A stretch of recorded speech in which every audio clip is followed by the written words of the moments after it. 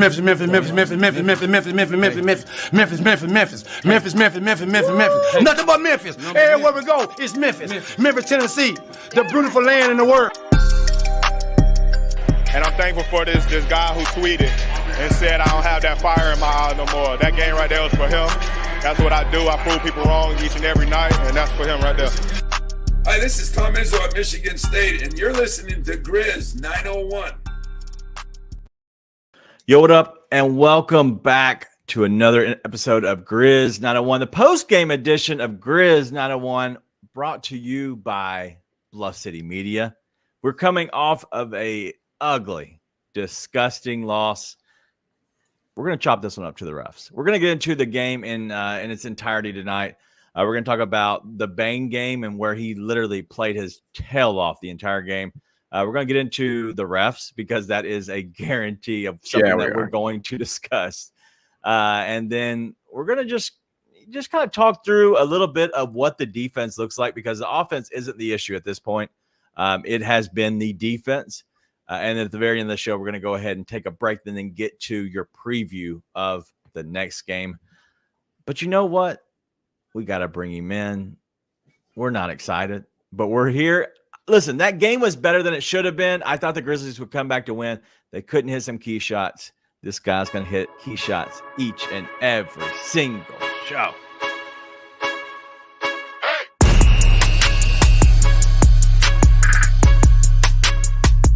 So we're in agreement that Carlane can kick rocks and die, right?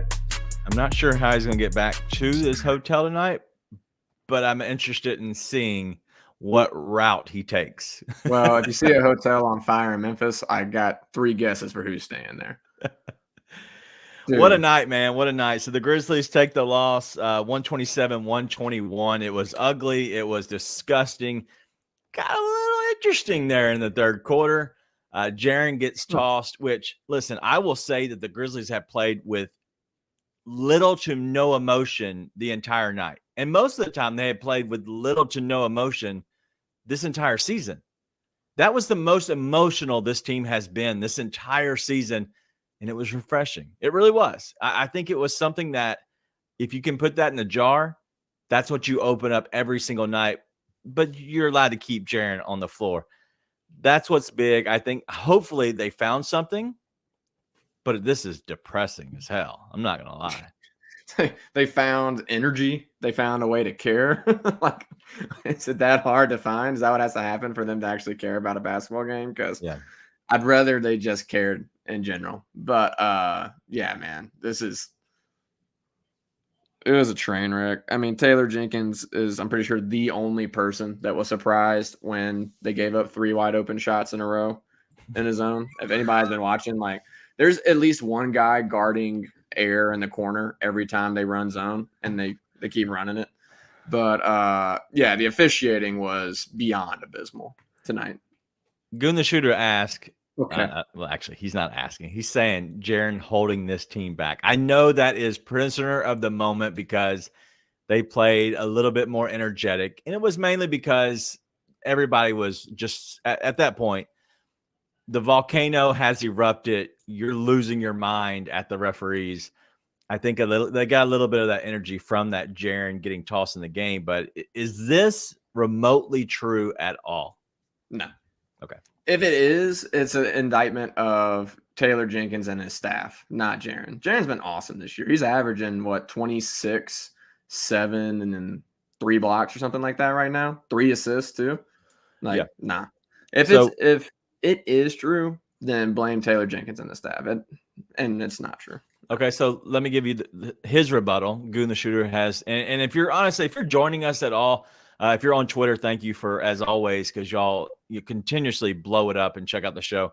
I looked on the other day. I didn't realize you could give hearts, but people give hearts. I don't even know what that means, but thank you for your hearts. I can't see them unless I go back and look at our stats just to see how the show is doing. But thank you for joining us. If you want to comment as these guys, and I hit on that a little bit later, remind me to hit on our audience poll. You know what I'm talking about, our analytics. I won't forget that then if you bring that up. But join us over on YouTube. Be more than happy to have you over there. We're going to get into the entire game. But Gunnar Shooter says all of our mini comebacks have come, I guess, have been when Jaren is on the bench. I don't know if that just is the correlation is just odd, or is he got his finger on something? I love Jaren. I think he does. He's a brain dead idiot sometimes, but I do think he's a very good player. So I don't know how this correlates. Well, let me tell you, and this is from a very limited sample size, but I did keep track of minutes in the last game. It's because Jaren doesn't play with anyone who can score. Like, because they stack his and Bane's minutes. It's like nobody can score. Jaren's the only one that can score, which is why he's putting up about 30 every night. Because when he's on the floor, he has to score or they're going to get run out. Yeah. Like, listen, and part of it is they just don't have players, right? I mean, I'm one of the biggest David Roddy fans on the planet. And every time he touches the ball right now, I'm like, Christ almighty. Like, I'm just going to start cleaning the kitchen again. Like last game, I got so mad. I went and I cleaned the kitchen because I was so mad. Literally, I told my wife, my beautiful wife, who might leave me if I have to keep watching these games, was sitting next to me. I said, baby, I can't take it. And I went and I started cleaning the house. And every time my guy David Roddy touches it, I'm like, dude, it's bad. They don't have players. They just don't. But they're also not maximizing what they have with their players. But anyways, no, it's not Jaren's fault. He has been awesome. He's going to be awesome. If we had real NBA players, I think we'd all be a lot happier, first off. Yeah. Overall, man, the game pissed me off in so many different ways because literally you're getting jobbed out at this point with the referees. The Grizzlies aren't playing well either. So I don't want to give the referee excuse as a whole, as in that's the reason the Grizzlies lost. The Grizzlies lost because they were not playing well at all, and the referees were not helping. Dude, they were obviously hurting the entire flow. They were, the number on it was, I think it had 5 fouls in the first half called on the Jazz, and I guarantee if you look at this, you're probably going to see they shot 29 free throws and we shot 13 just overall. Where's the fouls? 17 to 23. That's what's frustrating is when you always look at the end of the game, you're going to see that they somehow work themselves out because they'll always figure out a way to give them cheap, stupid fouls. But actually, it was literally like 5 to 15 at the half, which is ridiculous. Like, that shouldn't happen. Dude, it was terrible. It was terrible, man. And the thing is, and I say this every time we're watching these games, I'm like, man, I don't mind the no call. Except for there's a 13 free throw discrepancy, and you're making that call on the other side of the floor. Like this, listen, I know there's a lot of people who say, oh, officiating's all, dude. I don't know. Maybe I just pay attention more than ever. The state of officiating is miserable. But again, and also a big reason that happens is because the Jazz get to the bucket, dude. Like at the end of the game, the Grizzlies started getting to the bucket, and they started getting some, 1, shots to fall, but 2, free throws. I'm like, I could be an NBA coach. All right, let's not. Like, imagine that. You drive to the bucket and good things happen. I mean, the refs didn't help.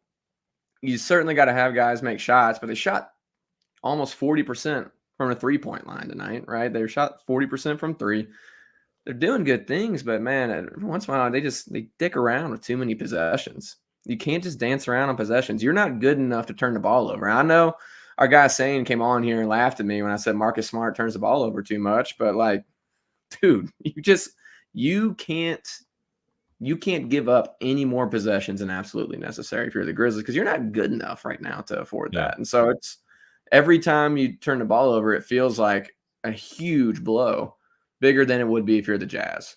Yeah, because you just don't get buckets. Tonight they did, ironically, and then they couldn't stop giving up buckets. Yeah, tonight they honestly played well offensively. Defensively, they could not stop anybody. Jaren's out in the corner guarding air. He's like Jordan. The closest man to him is John Conchar on the bench, and he's sliding to him. Yeah, dude, it's just abysmal basketball, dude. It's seriously miserable. The Grizzlies gave up 76 points in the first half. It's terrible. It's terrible. It's so miserable, dude. Let me read off some of these comments real quick because I think it's these three in a row are the funniest just in general because you go from one thing to another. Volcano the Sweat says, I don't know what to think about this team. Shane kind of answers him and says, we are in the perfect storm. Refs blow, team blows, coach blows, front office blows. It's a storm. And then Volcano immediately after his last comment, to which then Shane comments, and then now Volcano comes back and says, we might not lose a game with Ja. I'm just Always going to a beacon of optimism. in a nutshell of this is Grizzlies in a sense, because the sky is falling. Oh my God, everybody sucks. Everything's worse. We're in this perfect storm. It's terrible. And then it is, we might not lose a game with Ja. This is just tweeted by Jessica Benson as a quote from Taylor Jenkins. One of the most poorly officiated games I've ever seen. Recorded. Effing atrocious. Did he say Let's effing? go, Taylor. Yeah. I mean, like, Family did he actually show, say? so I'm not going to say it. Yeah, no, said it. He didn't say effing. Oh, he didn't say effing. He actually used it. Yeah. Yeah. He Mama, wash that mouth. Wash that boy's mouth out. Family show. So I'm going to refrain, but I'm going to go ahead and like that tweet. There we go. All right, real quick. Shout out to Jessica Benson. Spoke with her today. She's actually going to come on the show. We have a date lined up, but I'm not going to give that out yet because we want to make sure that we're going to get past November. So if that kind of lets anybody know, we're going to have more guests probably in December. Listen, the first month or so is a complete blur with getting into the flow of covering the Grizzlies each and every night. Jessica Benson does, the post-game show on the radio from Grind City Media. Don't turn this off. But they do that mainly for home games. And so we're going to do an away game at some point. And she has the early show. So it's like a perfect storm as well, like trying to get her on. But a bunch of other people, shout out to Matt Infield. He'll be on here at some point. And then I have a bunch of others that will be on as well. But I know you want to say something. Go ahead. Yeah, I want to give a shout out to our guy, Chris Ingram, who was calling for something I think a lot of people have called for, but referee post-game availabilities. I don't know if it would solve everything, and like tonight, maybe they still double T Jaren, even though I bet they're a lot slower with that whistle. But I'll tell you what they don't do is double down in the fourth quarter and call like 6 fouls on the Grizzlies in the first 3 minutes of the fourth quarter for ticky-tack fouls. Yeah. Dude, I'm so hot about that officiating. It is unbelievable. Like, the Jaren thing was atrocious because it was a blown call, and then you're so quick with that double tech. That can't happen. Dude, I blew a gasket when they called back-to-back little ticky-tack holding fouls off ball on the Grizzlies on like the very first possession of that fourth quarter, dude. Like, put these refs on someplace they have to be held accountable. Yeah. Put them somewhere they can be held accountable. Like, everybody makes mistakes. Like, I'm sitting there, I'm not going to say anything about these dudes, like, really deprecating and stuff. You don't want to actually wish harm on somebody. But, dude, like, you've got to be able to be held accountable. Otherwise, you can just make ego calls like that, have zero repercussions for it, not have to answer for it to anyone.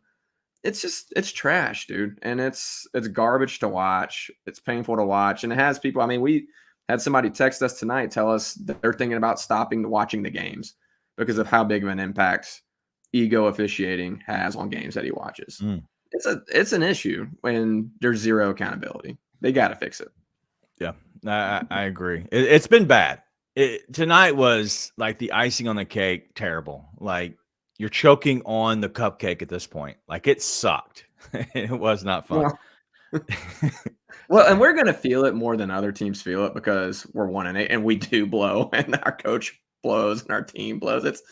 It's bad. But we have less margin for error.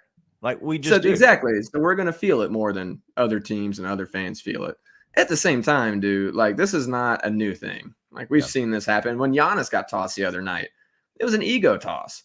That ref was just mad at Giannis for something he had said before, took the first opportunity he had to double T him and throw him out of the game. Yeah. Like, come on. Yeah, I listen, it was not good, but It was rocking there in FedEx Forum for sure. Spoke to a lot of people there that were there. Some close friends of mine, probably our closest, our closest couple friend, Z and C were there with their kid Mason. And so shout out to Mason. One, it's really late. You should probably go to bed. But two, hope you had fun. Hope everybody had fun, man. The forum, it looked to be rocking. Like the entire lower bowl was standing up, I would say probably late third into the fourth. So that's what makes Memphis in general special. Like people forget like what color you are, what background you are, whatever you are. They don't care. Like Memphians come together in times like this. And honestly, those are the kind of games that you want to be at. And so if you were lucky to be there, the Grizzlies lost. This season sucks. Just going to be honest. But in general, games like that makes it a lot of fun, especially because it's in the moment. And so hopefully everybody that went tonight had a good time and everybody's getting back home safely. If you are watching this or listening to this while you're driving home, keep your eyes on the road, please. But let's go through the stats real quick. The Grizzlies gave up 53.9% to the Jazz just overall. 3-point percentage was 48.6, which is just god-awful. Just ugly. 29 free throws, which is, that's just stupid compared to 13. But in general, like the rebounds were pretty equal. The Grizzlies had 14 offensive rebounds compared to 8. They were out-rebounded defensively, which matters, pretty much nothing because we had 101 shots compared to 76. Did you see that number? The Grizzlies. What was the number? The Grizzlies had 101 shot attempts compared to the Jazz 76. I have never seen a 25-point difference ever in my life of shots. And they've made only 5 more. Yeah, we made 5 more. Looking at this in general, assists, pretty close. Steals, they had 10-5. What's crazy to this is the 12 blocks compared to the 5 for the Grizzlies, which is completely just crazy in a sense. There's that many. Everything else is pretty. That's what happens when one team's getting foul calls and the other team's getting no calls. Like, dude, I chalk a lot up to – I try to avoid what I used to do in my younger days, which is just hate every referee that ever called a game. But – and part of it tonight is also like, listen, the Jazz shot 50% from 3 again, which part of it is the Grizzlies defense lets teams feel really comfortable. At the same time, that's an extreme number. 49% from 3 is still an extreme number. Like if you told me Ochai Agbaji, was going to go 3 for 5 from 3. John Collins was going to go 3 for 3 from 3. Whatchamacallit. Keontae George is going to make a 3. I don't even know who this guy is. Some Italian-looking dude. 2 for 2. THT, 3 for 5. Like, that's pretty nasty. You mean fettuccine? Yeah, fettuccine Alfredo. It's going to ruin the dish for me if I have to keep watching him torch us. Which it didn't help that they just left him wide open. But all the same, that's an extreme number. Yep. All that to say, dude, the officiating has such a huge influence on this game. Like, listen, this team sucks. They're going to lose a lot of games just because they suck. But the officiating tonight was just, listen, you let me keep going. How does Jaren Jackson Jr. get 0 free throw attempts, dude? He shot 13 shots tonight. 2 of them were 3s. He doesn't take middies. They're all at the bucket, all of them, and not a single one had a foul call? Really? Desmond Bane, he's the only guy on our team that can drive, but by God, he'll do it. And he gets 3 free throws on the night. Kick rocks, Carlane. Adam Silver, fix my NBA League Pass so I can actually watch it and get some new officials in that'll call good games. Fix your product. You good? No, I'm not good. All right, let's take a quick break. We're gonna hopefully move past the refs. We're gonna break down a little bit of the game, and then we're going to take one more break after that. To give you the complete preview of the next game. But let's go ahead and get to a quicker break. It's 1:07. Don't go too far. Yeah, because Zach Randolph went into the Blazers organization that had some characters. Underline the word characters, right. Okay? He's coming from Michigan State. He's from Marion, Indiana. And then you go to Portland, Oregon, which it's an entirely different culture, entirely different demographic. he had people around him who were guys from Marion. Hey, you owe us. Anthony, one of the key memories of my time here in Memphis off the court, I did a Read to Achieve event with Zach Randolph. And the kid who read the most books, his prize was to get to interview Zach Randolph. And the young man, first question to Zach is, what's the hardest thing for a black athlete to learn? And Zach did not give him any, like BS fluff answer. He said, a lot of times the people who say they're your friends, they're not your friends. And you have to pick the people around you very, very wisely. Tune in to The Anthony Sane Show, Wednesdays and Fridays at 12 p.m. weekly on the Bluff City Media YouTube channel.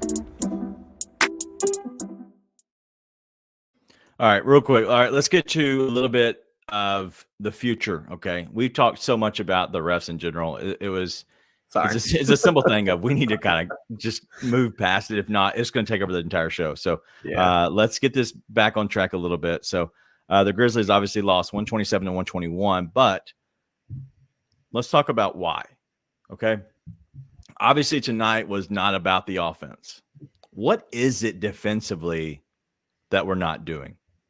Is it as simple as just not closing out a three-point shooting? Like, what exactly do you think it is? There's just no communication. There's way too many times both guys go with the ball handler on a pick and roll. There's way too many times that somebody switches, the other guy doesn't, or they keep trying to run that zone. I think that's why the zone makes it stand out so starkly, is that in a zone, if you don't communicate, you're gonna get exposed. Yeah, like you just are, because you have to always be communicating on who's got where, who's going with that guy on his own, and then they just don't do that. And part of it's a chemistry thing. Like these guys haven't played enough together, but part of it's also, man, they just don't know what they're doing. Like some of these guys have played together and they still don't communicate, right? It's just a mess. So is it, if you had to choose one, is it just being a young team, playing a bunch of young players, or is it the chemistry? Like if you had to choose one, like I'm putting you're standing here and we're watching and we're playing Squid Games and you have to choose the right one. You're going to choose one. Don't die, but choose one. It's chemistry. That would actually be an easy round of Squid Games. Like it's easily chemistry, but it's also, I mean, I hate to say this, but it looks like a lack of grit too, man. Like they switch everything so guys don't have to fight over screens. They're like, dog, I'm sorry, but putting Bismack Biyombo and Jordan Clarkson's a recipe for disaster. Also because it ends up with Jacob Gilliard on Lauri Markkanen. And like, at the end of the day, you've got to fight over screens too. All right. Question on that one. Okay. So let's say Mighty Mouse does get backed onto Lauri Markkanen, right? And they're in the post. Did that hurt us tonight in the post, or was it because we had to overhelp then and then it was the kick out after that? It was that. They didn't kill the Grizzlies in the post tonight. They didn't kill them down low. There's only they shot 76 times. Yeah. Well, I think that was one. There's like one time Markkanen had, it wasn't even Gilliard, it was Smart down under the basket. So they got him once, but no, it's you got to help. And then the Grizzlies don't know how to help, man. Like they just they don't. They sort of soft double a lot. They don't commit to anything. That's what I'm saying. There's no flying around the court defensively. The only time they started flying around the court was when they went on that run to tie it up and Jaren got tossed and they were all fired up. But that's what's depressed me most about this team to start the season is I'm like, dude, where's the guy that wants this? Yeah. The answer is Desmond Bane. He's the only one though. Like this team doesn't want it. They don't want it. There's nobody flying around. I don't know if it's because they're confused or soft, but real quick, we might have kids listening. I'm not sure, but I was told that this is not safe for work in SFW. So if for some reason you do have kids, we try to keep it very clean on this, just so we're clear. I have the Taylor press conference. It might be an F-bomb. I'm not sure, but I'm going to play it just as we always do. But just want to warn any parents. Mason, close your ears. Sure. Saddle up. One of the most poorly officiated games I've ever seen. Recorded. I'm fine with it. Fucking atrocious. Wow. Listen, I am down. I'm down with that Taylor. Give me that Taylor every single time. But How dude, cool is that? in all seriousness, like, dude, send the freaking, like, where is that from our guys every night? I don't see it from anybody, dude. Yeah, let's hear the rest of his rant real quick. 23 minutes and is in the paint all night. He's one of the most professional Talking about players in Jaren. this league.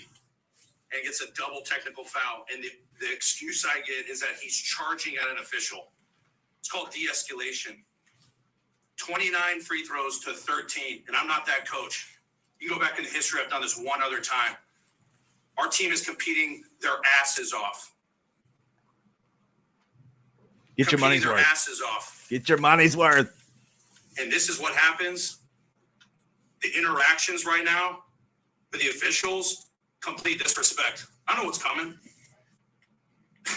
It's unbelievable the looks on the faces when I'm trying to engage in conversation to defend our guys that are busting their tail right now. Busting their tail. And Jaren Jackson's one of the most professional guys. And if you go watch the play, 2 possessions in a row, he gets hacked underneath the basket, 0 free throw attempts. I'm not trying to put a name on a jersey and this guy should earn these fouls and all this stuff. Watch the game. 29 free throws to basically like there was 7. And then at the end of the game, a few more added. I don't understand it when guys are competing their tails off. And we got stuff we can clean up. Sometimes we're grabbing, we're holding, and one's like, oh, man, here. In the heat of the battle, when conversations are trying to be had, notices trying to be made on things that are happening, and there's not the enforcement of it. It blows my mind. What are we doing here? What are we doing? His northern Our accent. guys are competing their tails off. We got to play better. We got to coach better. We got to play better. But I don't get tonight whatsoever. Again, I'm going to go back to the interactions. Stern. Nothing. Stonewall. Ignoring. And then you wonder why our guys are trying to compete. I don't get it. I look forward to watching the tape, getting responses to when I send clips in, all that stuff to see what should have happened. And you wonder why. I haven't done this most of my career, all that stuff, but I got to defend my guys when they're competing their tail off. And we're not trying to lose our heads. We're trying to go out and win basketball games and try to play better. It's as simple as that. We're trying to play better. We're trying to play better. Yo, that's Taylor Jenkins. Listen, I'll give you a round of applause for that one, man. You might not like him in so many different ways, whatever people might. I'm not directing anything to you, obviously, but in general, you might not like him, and that's fine. You might not like his coaching styles. What I will say about Taylor Jenkins is the guys seem to like him. He seems to always have their backs. Take out rotations and stuff like that right now. That was awesome. That's what you want a coach to do for you as a player. You want them to have your back, and you want them to completely, honestly, just get fined and take that for data in a sense. Like, same exact thing. It's funny you say that. I literally, in my head before we got on here, I was like, this is a take that for data type of game. It is. Let's see if it gets the guys fired up, man. Like, it's you want to hear that from Taylor. Listen, I still think some of the stuff I'm seeing is asinine, but the guys found a way to compete at the end of the game tonight, and that's all you want. If the guys come out and set the tone and compete like that all the time, I just think a lot's better. A lot gets solved by effort and hustle. Look at Jacob Gilliard. Like a full, 6 to 10 inches gets solved by Jacob Gilliard. He's 5'8"? Pause. Sorry. Pause. But like that dude's 5'8", and all he has is effort, hustle, and know-how. Like if the entire team gave that, it'd be huge. So let's see if that can light a fire under them, because quite frankly, they need something like that to spark them. Right. It's looking bleak at 1-8. Yeah, Shane says he loves to hear that from Jenkins. Shane, I believe that might be a pit bull in your picture, and if it is, I love it. I have a gray pit myself, but I've been meaning to say that. I literally have a painting of my dog and it looks very similar. So I'm just curious, but I think there's a lot of love, that's shown for things like that. Listen, you know what that reminds me of? That press conference, that reaction from Taylor, dude, that's so Memphis. Like that is just so Memphis. His northern accent was coming out. Like when you get into like a fight or you're pissed off, like a little bit of just comes out, like who you are really down. It just comes out and you're just like, God, like, yeah, no holding I back. got in trouble for that a lot tonight. Sorry, babe. But Chris with the finally off the fake script that we get every night. I'm not sure if you remember because we try and block a lot of this out of our minds. I went over my best impression of that fake script on our last. Is it possible Taylor Jenkins is an avid listener of the Grizz 901 podcast, and I inspired him to get off of that script? I'm not going to take credit just yet, but you're saying there's a chance. He might be. I believe he does live like 8 minutes from me, so maybe he's catching the Grizz 901 somehow in the sphere. But literally, let's hit on some things. I know that was cool. This team in general, where they go from now, obviously, we're going to talk about the next game and completely just discuss that in general. And that's going to be coming up. I will actually not be on the show. Nate is going to run that himself. It is a Sunday afternoon show. I actually do have my daughter's birthday party that day. So I will not be here on the show. I think it'll be the first one I miss on the season. But you'll be here with another co-host. But and I was actually going to say, for all my No Bluffing fans that are joining us tonight, Chris Ingram, host of the No Bluffing podcast. He's been hosting some spaces lately too that have been a blast. So come on and come through. He's going to join me on the post-game show. And if any of you have not heard me and Chris do a show before, it gets off the rails pretty fast, but it's a lot of fun too. So I'm looking forward to it. Yeah, we're gonna have some. If you're a loyal person that watches on a consistent basis and kind of listens to us, don't turn off the show, because we do have a lot of change that will be happening. Not in general for us, but like just because of schedules and the way things are going around the holidays, there's going to be a lot of times where me and Nate aren't on for like 2 or 3 games in a row. Just because we're trying to, divvy up, time to make sure that, we're passing this off properly. But we're going to have people on here. I have 3 people in mind that I want to do the show with me that I don't think have ever done the show with me in general.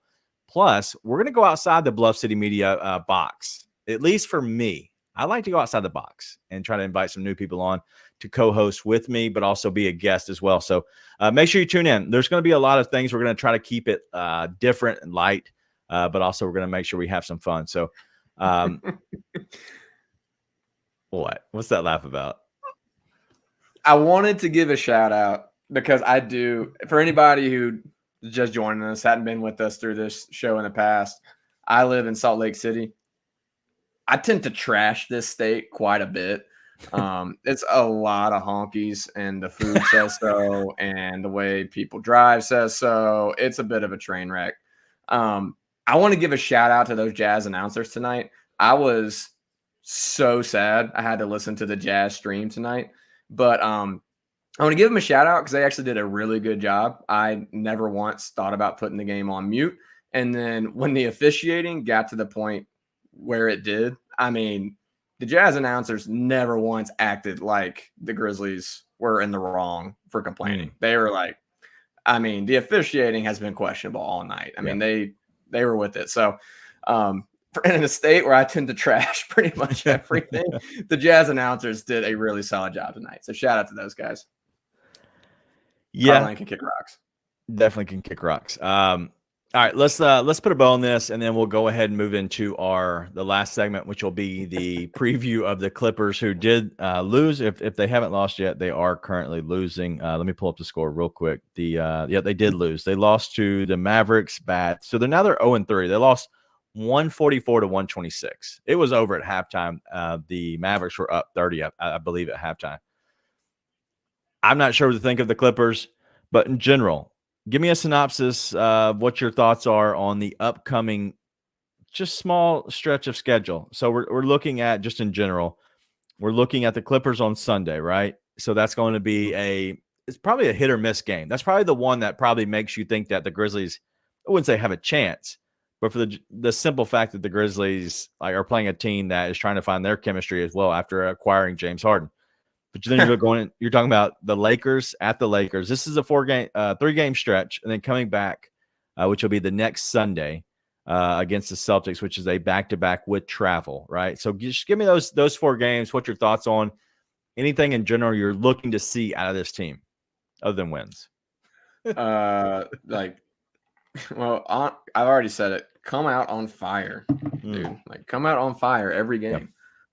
Like, come out like your life depends on it. Because quite frankly, if you keep playing like this, your season's over when Ja Morant gets back. So you got to come out like your freaking life and season depends on it, because quite frankly, it does. But if they play with the energy they played with the last bit of that third quarter all the way through that fourth quarter, like, you saw what happened. They had the Jazz on their heels. Yeah. And that is a direct result of the energy and pressure you're putting on them. So why don't we get that for a full 48?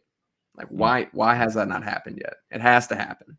Like, and even in the game they won, it didn't. But if you do that, like this Clippers team, imagine that you acquire James Harden and things aren't going well. Shocking. But dude, it's the same thing we talked about the last game. This is the NBA, dude. Like, if you put that kind of effort forth every night, all you need is one guy to catch a heater. Like, you can catch teams on an off night. All of a sudden, you win 3 or 4 games in a row. Like, it can happen. It's happened with a lot worse teams than the talent the Grizzlies currently have aggregated. So, yeah. Listen, if you're asking me if I'm putting money on the Grizzlies to win any games, like, sorry, the answer is no. But if you're asking me, is there still a way these Grizzlies can get back in the season? Yeah, but time is quickly running out for them to do that. Listen, I'm not laughing at you. I'm laughing at this right here. Dak Daniels, shout out to you, man. Josh's suspension should have been 25 games or 15 losses, whichever comes first.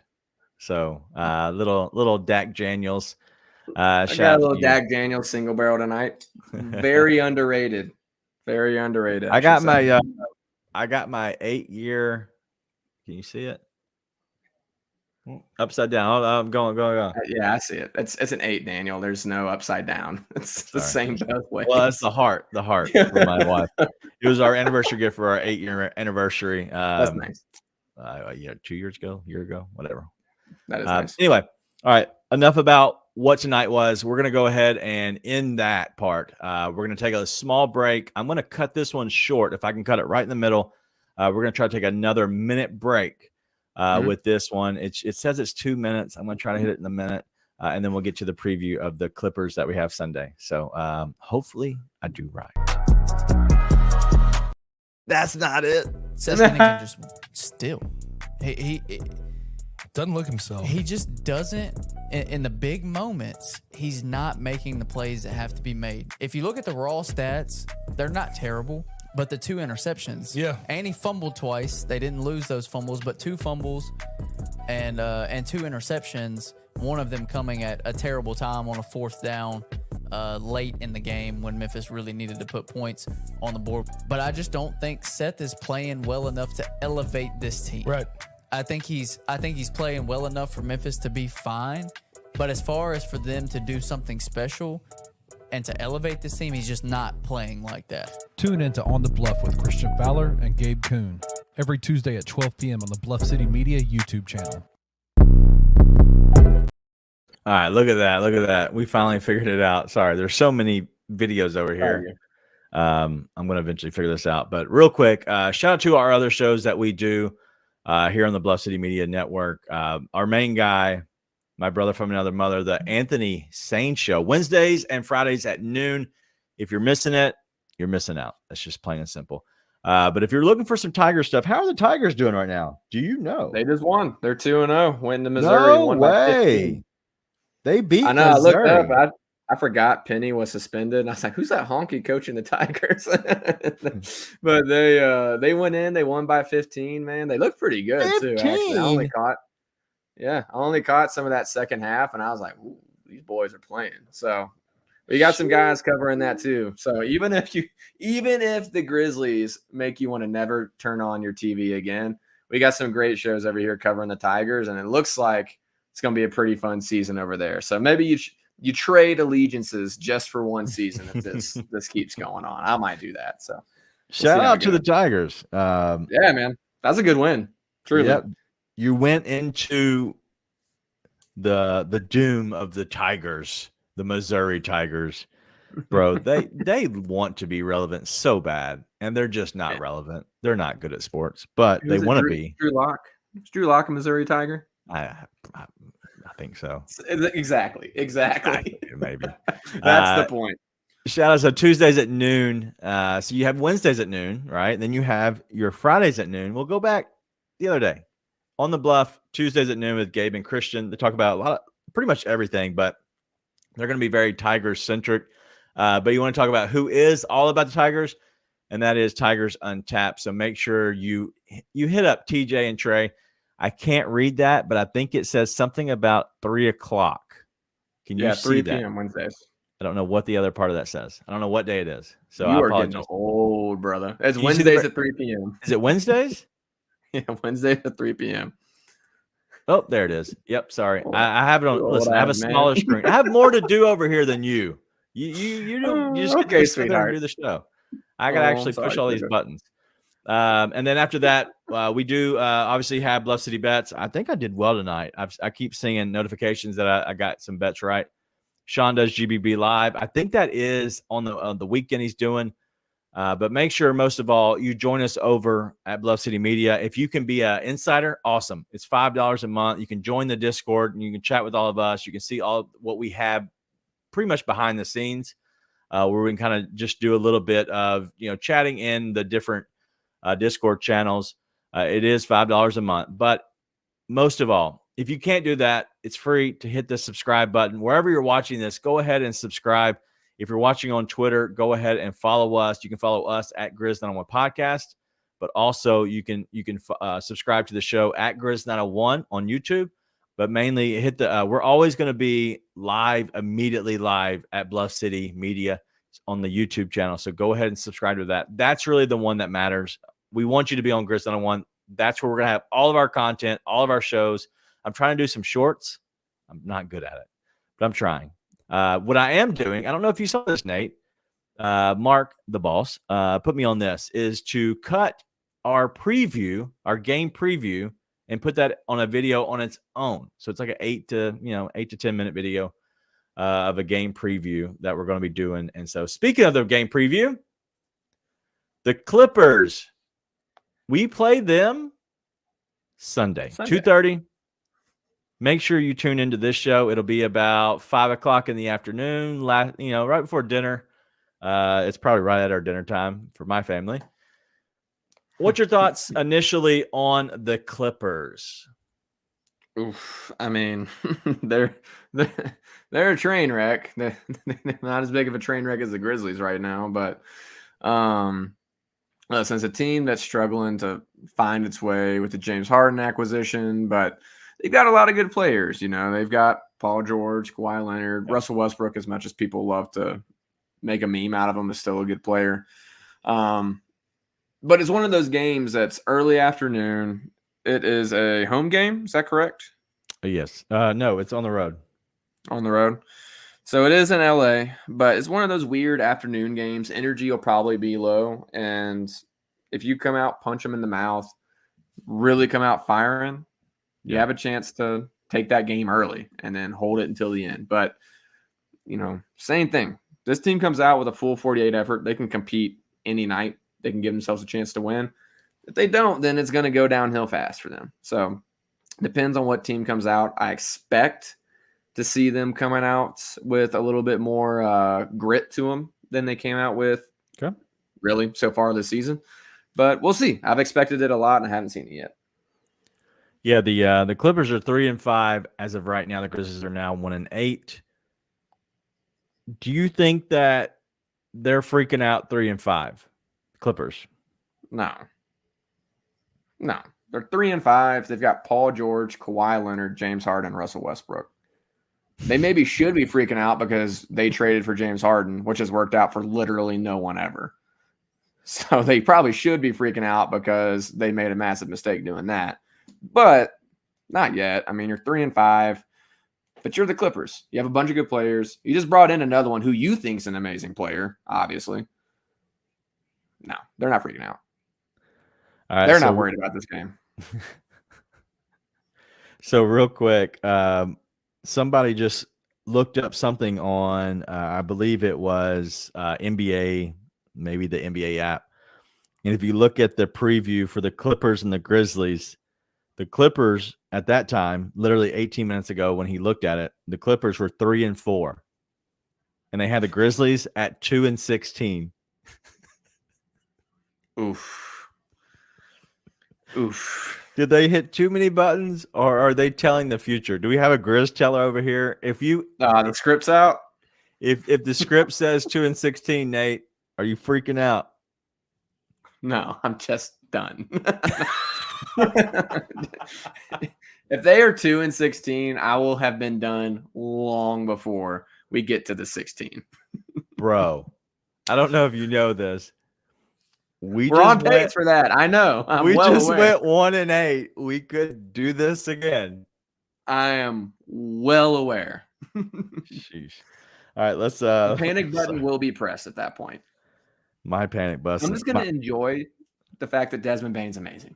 By the way, after all the SGA gobbling we've gotten over the past couple of years, if Desmond Bane puts up these numbers and isn't an all-star, like, come on. I'll lose my mind about that.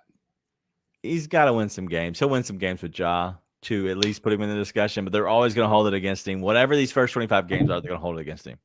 SGA is apparently a top 10 player in the league as of the beginning of this year. Have they made the playoffs without Chris Paul? Did that happen last year? No, they have not. No, they haven't. Oh, my God. So you're telling me a team full of losers has a guy who is a top 10 player in the league, but I'm asking too much for Desmond Bane to be an all-star? Listen, this is what I'm clinging to as a Grizzlies fan at 1-8. You're this on is what we have. You're on 1-9. I like it. All right, let's get to this game real quick. The Clippers and the Grizzlies. Looking at this game overall, the first thing I noticed was his last game they shot 27 three-pointers. Big fan of that number. If they could only shoot 27, I feel really good about our chances. You do have James. Everybody can hit a three-pointer. I'm not worried about that. You had Paul George go 1-7 tonight, and then you had Bones Highland. Is there anybody on this team that you're like, hey, these are the main guys that we're watching out for if they can get hot, if they can get on a heater, just because it seems like everybody can get on a heater from the three-point line. Is there anybody else besides those two? Because those are the first two people I think of when it comes to the Clippers. The Jazz just shot 50% from the three-point line tonight. Like, if they are on the roster, I'm a little worried about it, right? Like, if Zubac went 3 for 3 from beyond the arc, I wouldn't be amazed. Dude. And honestly, Paul George just wasted his 1 for 7 night. They just wasted their 29% from 3 night tonight, which means they'll probably shoot somewhere around 47% from 3 on Sunday. Not good. Everybody worries me. Everybody. At this point, basketball, I'm concerned. At this point, is it worth breaking down these games? Because there's nothing we can add besides we got to guard somebody. They're probably going to shoot their highest they've ever shot, and we're going to just take it in the face. Give a good pause. Big pause. Give your best effort, guys. I mean, literally, that is my hashtag analysis. Is like, just give us effort. Give us effort. You just want some effort. Because all right. That's all I want. 5 minutes. We'll wrap this up in 5 minutes because I listen. This has been a fun show. Even I think we're delirious. You know that point where you get into you're so tired or you're so done that you just kind of get delirious no matter what you're doing. I think this is where we are in our fandom and covering the show, doing the shows immediately, pushing the stupid button after you see your team lose is just miserable because you know you have 2 minutes of just sitting there waiting until you have to start talking and you don't really know what to say. Like that part is miserable. So, but anyway, 5 minutes. Let's discuss this game like adults real quick, and then we'll go ahead and wrap up the show as much as we can. No. All right, let's go. Matchup wise, Zubac on Biyombo, easy. You have Jaren. What do you do with Jaren? Because you have not Westbrook, not Harden. You probably don't want to put him on Paul George. Or I'm sorry, you don't want to put him on Kawhi Leonard, but Kawhi Leonard is more of the guy who wants to get into the post. But you're talking about Raheem DPOY that just got blown by whatever. I think it was Abaji tonight that blew by him. Yeah, it just blew by him. I screwed it up so bad the first time. I know it now. Yeah. I mean, you probably are putting him on Paul George, maybe Kawhi. I mean, it's one of those two guys. You're right? not starting Jacob Gilliard. Russell Westbrook. Probably are. Russell Westbrook will back that dude to the basket every single time. You honestly, I think you live with that. Like if he backs him all the way under the basket, if he backs him just into the post and then shoots his little fadeaway, as a Grizzlies fan, you're like, at least it's not another open three. Yeah, true. So is that the tease? If he backs him all the way under the basket, you can bring Biyombo or Jaren in to help. Is that right? like the carrot the Grizzlies are going to hold over the Clippers? Is like, I dare you to give it to Russell Westbrook and let him take over. I dare you.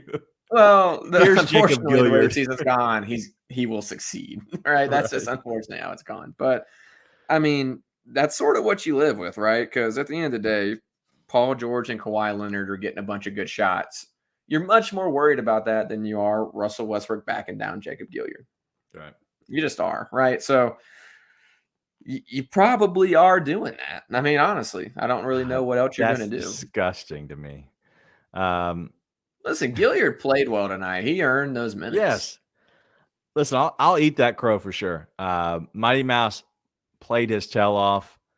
I should have bet on him, and me and Ryan almost bet on him as well on a double-double. But Ryan was doing his midnight madness for his coaching team that he does and was not available, and I really just didn't want to dig into the details of it to see if it was worth doing that on whatever it was, the number. But overall, the Grizzlies, I think they match up terribly with the Clippers. But the Clippers have played terrible. I think that just at that point, there's no matchups that you can discuss. They're going to be more athletic than you. The main thing is you can't let Terrence Mann be Terrence Mann. You can't let Bones Highland get hot. You can't let Paul George get hot. James Harden. Do I need to keep going down the roster? You can't let them get hot and like when Terrence Mann and Bones Highland check in and just smoke us. Like just be prepared, right? Like they're gonna be faster than you. They're gonna be bigger than you. They're gonna be stronger than you. They're gonna shoot better than you. Like they're gonna get better calls than you. The only thing you can do is maybe they don't give more effort than you.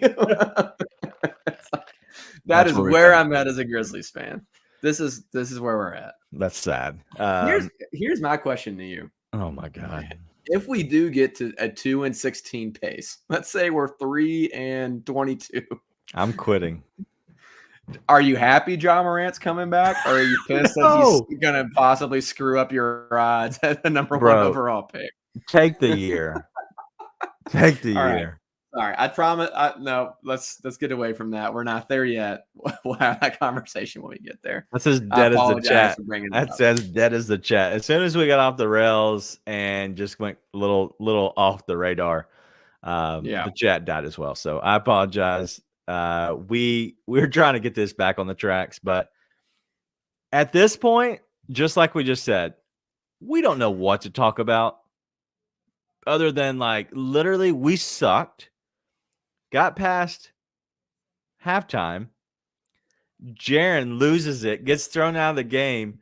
The Grizzlies decide, hey, that pisses us off too. We're going to try really hard. And they come back from being 21 down and decide they're going to make a game of it just to get back into the game and then not be able to hit a shot in the last 5 minutes of the fourth quarter after Desmond Bain goes in fuego leading up until then. And then at that point, the Grizzlies just can't hit anything. And so that's been the season.